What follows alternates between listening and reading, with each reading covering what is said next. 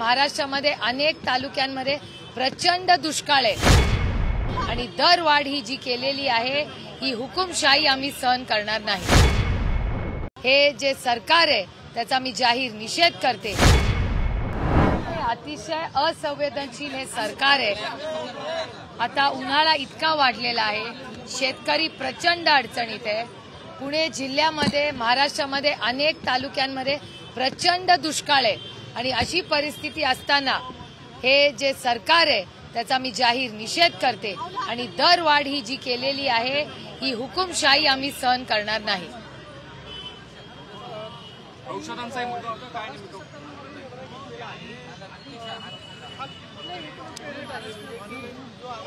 हा प्रश्न त्यांना विचारायला लागेल ना। असंवेदनशीलपणा एवढा उन्हाळा वाढलेला आहे, मुलांच्या परीक्षा, शिक्षण, एंट्रन्स एक्झाम्स या सगळ्यामध्ये आहेत। त्यातून शेतकरी हा प्रचंड अडचणीत आहे। तुम्हाला कांदा, सोयाबीन, दुधाची काय परिस्थिती आहे माहिती आहे। असं असताना, पाणी नसताना, एवढा मोठा दुष्काळ असताना अतिशय असंवेदनशील आणि हा निर्णय घेतलेला आहे, त्याचा आम्ही सगळे जाहीर निषेध करतो।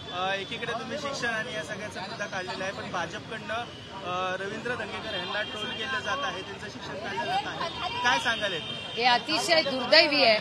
पण तुम्ही विचार करा, दंगेकरजींच्या विरोधात त्यांना बोलायला काहीच नाहीये, त्याच्यामुळे पातळी सोडून ते असलं बोलतात।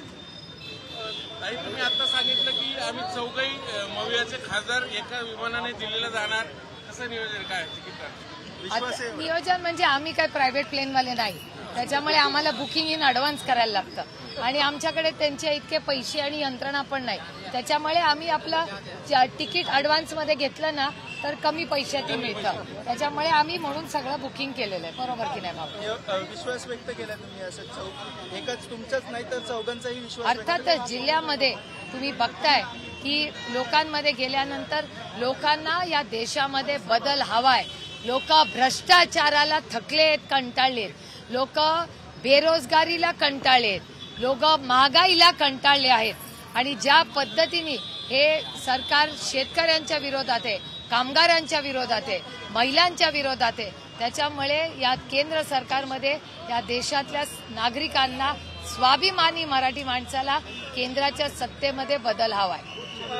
इंदापूरमध्ये हर्षवर्धन पाटलांच्या मतदारसंघामध्ये देवेंद्र फडणवीसांची सभा होती, म्हणजे बारामती लोकसभेसाठी देवेंद्र फडणवीसांनी आतापर्यंत 2 बैठका घेतल्या, हर्षवर्धन पाटलांची बोलणी केली, कार्यकर्त्यांशी बोलले, आता ते उद्या सभा घेतात। बारामती लोकसभेसाठी प्रत्येकाला गोळा करावं लागतं। ही लोकशाही आहे, प्रत्येकाला आपापल्या आघाडीत काय करायचं तो त्यांचा अंतर्गत प्रश्न। शरद पवार साहेबांचा सावध बोललो आहे काटेवाडीतली, घरावरती पाणी लावली आहे, अजित पवारांना आहे आणि अजित पवार म्हणजे राष्ट्रवादी आहे किंवा पवार कुटुंब म्हणजे अजित पवार अशी पाठी लावलेली आहे, तुम्ही अजित पवारांचा सक्रियपणे प्रचार करता।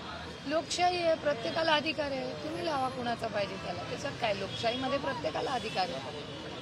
बहुजन आघाडीकडून उमेदवारी देण्यात आलेली आहे, त्याचं नाव देण्यात आलं, त्याचा फटका थेट महाविकासाला बसण्याची शक्यता आहे, अखिलाबाई देखील तो फटका बसू शकतो।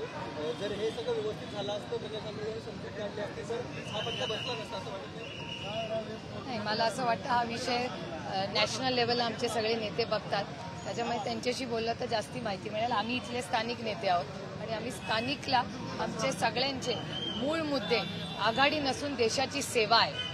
आघाडीचा धर्म आम्ही पाळतोच, पण त्याबरोबर आम्ही देशाची सेवा आणि आज देशावर जो अन्याय होतोय त्याच्यासाठी लढतो।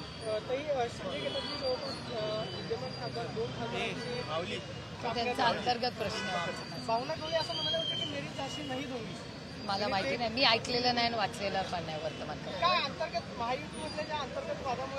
मला याचा फारसा काय माहिती नाही, जे वर्तमानपत्रात आणि टीव्हीवर येतं तेवढंच मला माहिती असतं, अंतर्गत गोष्टी मला माहिती नसतात आणि मी इतकी माझ्या कामात आणि दुष्काळामध्ये व्यस्त आहे की मला फारसा बाकीच्या कामांसाठी वेळ नसतो। एकनाथ खडसे 2 दिवसांपासून दिल्लीमध्ये होते, परत आले, तसं म्हणतात की जर मला भाजपमध्ये जायचं असेल तर मी कार्यकर्त्यांना विचारामध्ये घेईन, ते परत भाजपमध्ये जातील अशा पद्धतीची चर्चा आहे।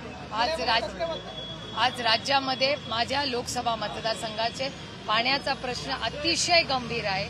आज उजनीच्या धरणात पाणी नाहीये, नाझरे धरणात पाणी नाहीये, प्रचंड पाण्याची कपात सगळीकडे होत आहे। त्याच्यामुळे मी दुष्काळाच्या कामामध्ये, कारण काय असंवेदनशील सरकार दुष्काळाकडे दुर्लक्ष करते, त्याच्यामुळे त्या कामात इतकी व्यस्त आहे की मला फार बाकीचं काम बघण्यासाठी वेळ नसतो. पण एकनाथ खडसे आता पक्षामध्ये आहेत, तुमच्या कन्या राष्ट्रवादीच्या महिला प्रदेशाध्यक्ष आहेत. एकनाथ खडसे असा विचार करतील असं वाटतं तुम्हाला? फक्त मी काय विचार करू शकते सांगू शकते, दुसऱ्यांचा मी कसं सांगणार.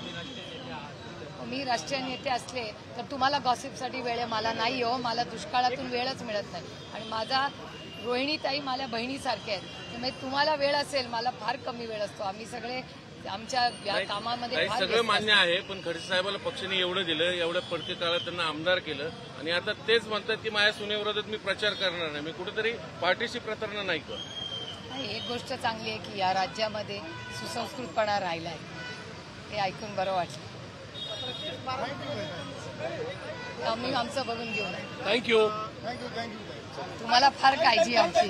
मला आनंद वाटतोय तुमच्यासारखा वेलविशर माझ्या आयुष्यात. बारामतीत काहीतरी पुन्हा एक पवार परिवार म्हणून प्रेस होत आहेत, नेमकं कोण आहे माहित नाही. मला नाही माहिती बाबा, मी दुष्काळाच्या कामात फार व्यस्त आहे.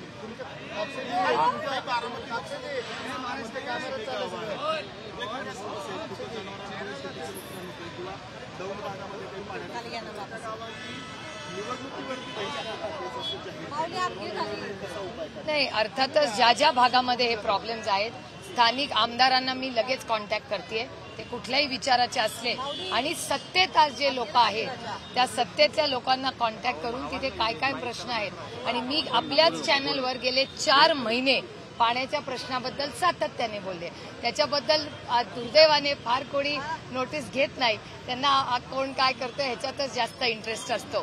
त्याच्यामुळे दुष्काळाबद्दल जर जास्त थोडंसं लक्ष दिलं तर मला वाटतं संवेदनशीलपणा, माणूस पाणी असाल तर जगेल ना, पाणी नसला तर माणूस कसा जगेल. गॉसिप जगलो तर करू ना. Sure, that is good journalism. I am so happy कोई है जिंदा जिसको सीरियस जर्नलिज्म करना है. आज आपण बघता, काल एक मोठी बातमी IIT बद्दल आली होती हिंदी. कल आज न्यूज़पेपर में ऐसे एक न्यूज़ आया था जिसमें IIT जो मुंबई की है वहाँ 100% प्लेसमेंट हुआ करते थे. इस बार 40% ऐसे जो स्टूडेंट्स हैं जिनको नौकरी ऑन कैंपस नहीं मिली है और इसका कारण है बेरोजगारी इस देश में बढ़ रही है. अगर आप 15-20 दिन से अगर डेटा फॉलो करेंगे तो आपने देखा होगा कि इस देश की बेरोजगारी बढ़ रही है. ये मैं नहीं कह रही हूँ, केंद्र का डेटा कह रहा है.